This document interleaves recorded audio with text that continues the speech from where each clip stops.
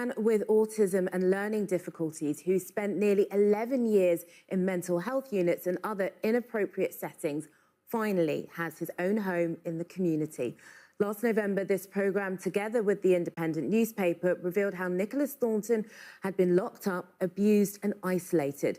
But following our campaign, Mr. Thornton has been able to move into a specially converted bungalow. Our health and social care editor, Victoria McDonald, has been to visit him. A front door to call his own, a place of safety.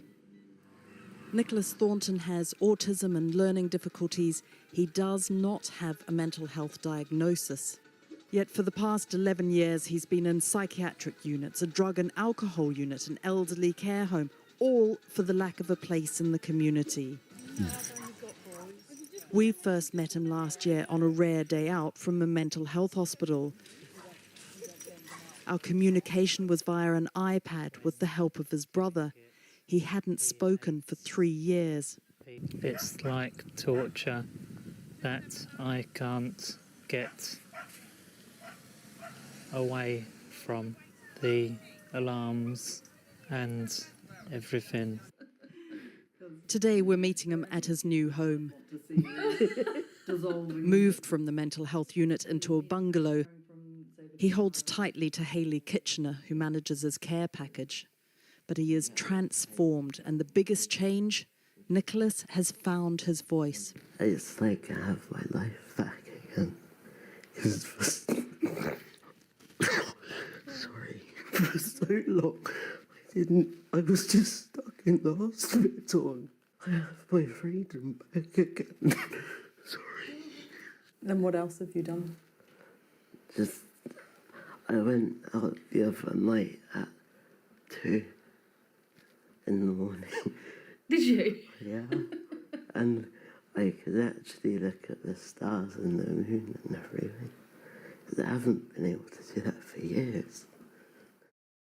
What Nicholas, who is now nearly 30, went through is hard to fathom.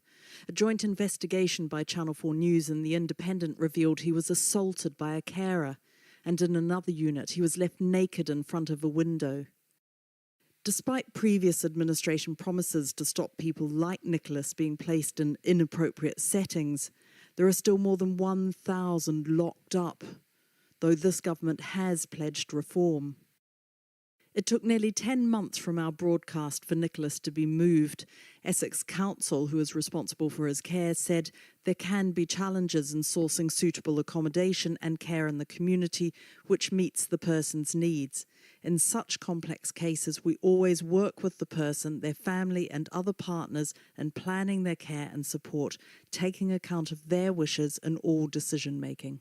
But now here he is, supported by carers in the adapted bungalow, proudly wearing his beloved West Ham shirt. Before the 10 years, I was going out with friends. I was going to Costa, going to the pub and everything. And then they started visiting in the wrong places, and that was all taken away.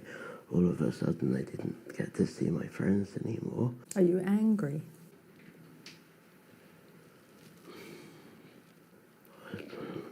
It just shouldn't happen, should it? And it's not just me it's happening to.